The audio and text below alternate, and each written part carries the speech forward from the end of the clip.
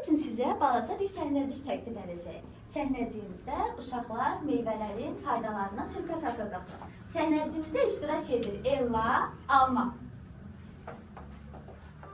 Aybəniz portağal, Eray banan, İbrahim armud, Zəhra nar, İbrahim şaftalı.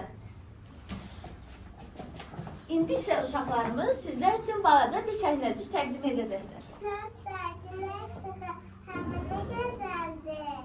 Salam dostlar, mən çox xoşbəxtəm. Kim bilir bugün bizi kim yiyəcək? Salam dostlar, mən çox daxil. Hardadır? Çəbiyi obana, uşaqlar gəlir, uşaq yeməyə çox səbir. Salam dostlar, mən də varam. Salam dostlar, mən çox sevəcəyəm.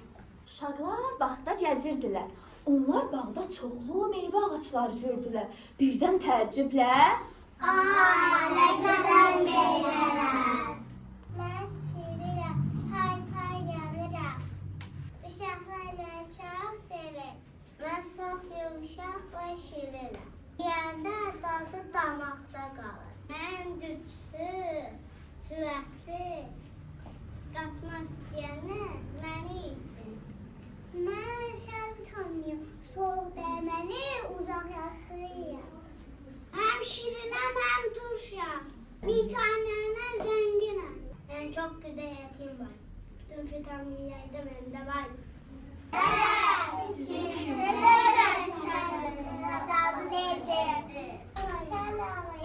Çünkü uşaqlar bizi çox sevir. Məni yemək həm dadlıdır, həm faydalıdır. Məndə olan vitaminlər uşaqların zihnisini düzəltdir. Mən şuriyə gücləndirəm. Həzm sistemini yaxşılaşdırır. Mən şəkərim, ürəyim, öskürənim, damarım. Nəyə həsmə, meydir.